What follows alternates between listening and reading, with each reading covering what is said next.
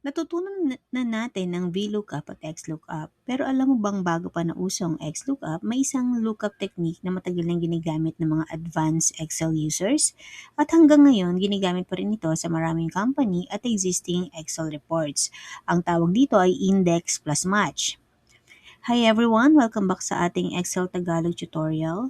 Sa video na ito matututunan natin kung paano gamitin ang index plus match para gumawa ng dynamic lookup sa Excel gamit ang isang actual sales dashboard.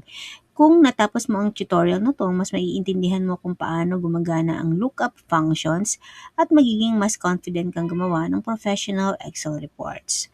So dito, meron tayong listahan ng mga employees, may employee ID, may employee name, may region, branch, may sales, may quota, achievement, and meron tayong incentives. Ang goal natin ay simple. Kapag dito pumili tayo ng employee ID, automatic na lalabas lahat ng data dito.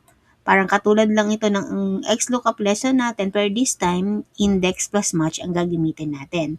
Then kayo na ang humusga, ano ang mas gusto nyong gamitin? VLOOKUP, XLOOKUP, or index plus match. Sa employee natin, naka-drop down list na to. So, naka-validation na siya. Mamimili lang tayo dito ng employee ID na gusto nating makita. Okay? Then, pag kinlik natin lahat ng laman, lalabas dito. So, paano natin gagawin siya? Okay? Step, unahin natin ang match. Ang trabaho ni match ay hanapin ang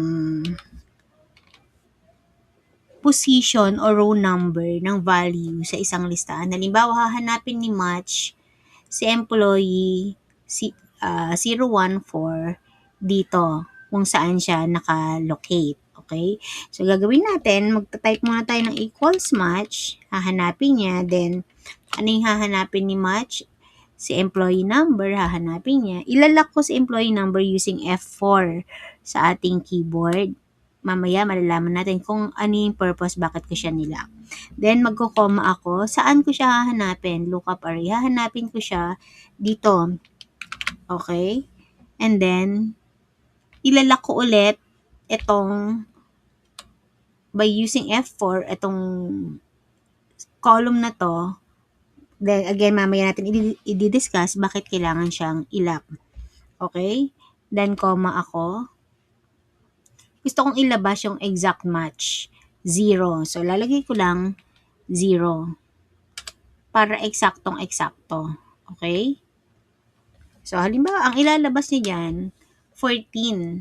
So, sabi niya, si employee 14, nasa row 14. So, tingnan nga natin, nasa row 14 siya. Okay, row 14. So, pag binila mo siya, 14. So, nasa row 14 siya. So, kung mapapansin ninyo, row pa lang yung inilalabas niya. Wala pa dito yung actual data.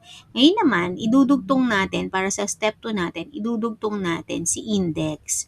Ang trabaho ni index ay kunin ang value mula sa isang column based sa raw number. So, 14 nito, kukunin niya yung value na nandito kay 14. Okay?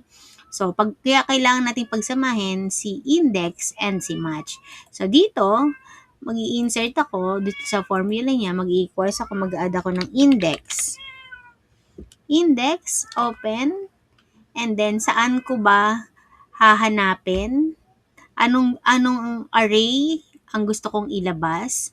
So, dito siya kay employee name kasi si employee name to. So, employee name. Highlight ko lang yan.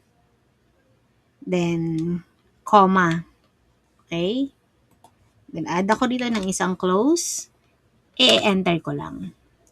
O, diba? So, dito, si index, nilabas niya yung nasa row 14 daw kanina, si Froy Sandugo, sabi niya.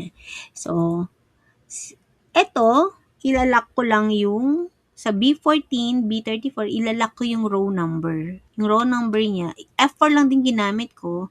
Hindi ko ilalak yung column. Yung column, ang ilalak ko lang is yung row number. F4 lang yan sa keyboard mo. Okay? And then, enter ako. So, si Froy Sandugo, so ano yung purpose kung bakit ako nag-lock kanina?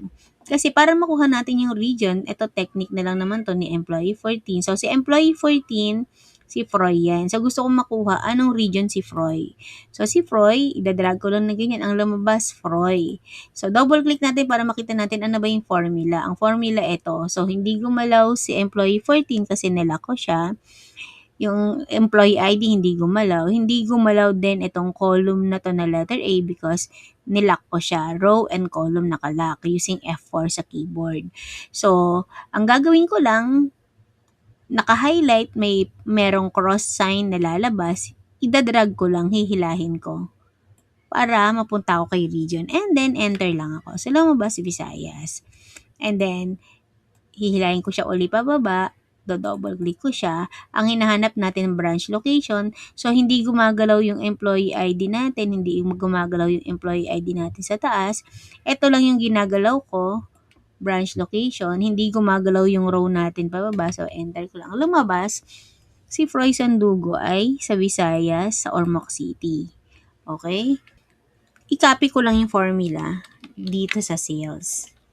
So, makikita mo, hindi gumalaw si employee, hindi gumalaw si employee dito, ang gumalaw lang si sales. Sasama ko siya sa column.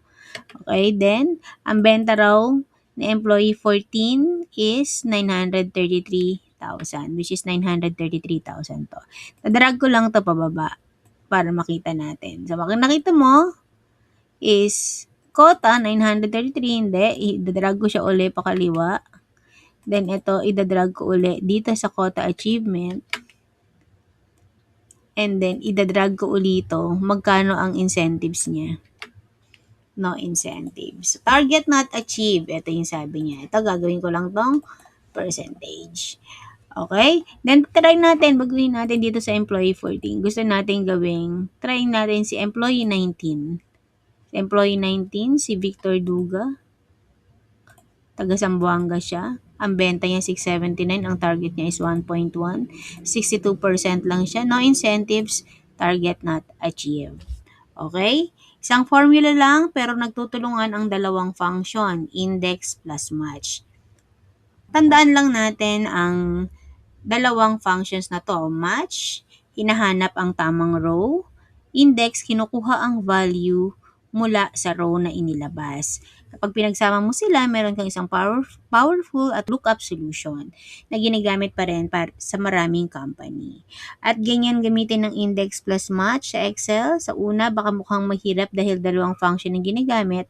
Pero kapag naintindihan mo ang concept na to, mapapansin mong napakalakas at napaka-flexible ng technique nito. Kung nakatulong ang tutorial na to, huwag kalimutang i-like ang video, mag-subscribe at i-click ang notification bell para hindi mo ma-miss ang mga susunod nating Excel tutorials. Maraming salamat sa panonood at magkita-kita tayo sa susunod na Excel tutorial Tagalog. Happy learning!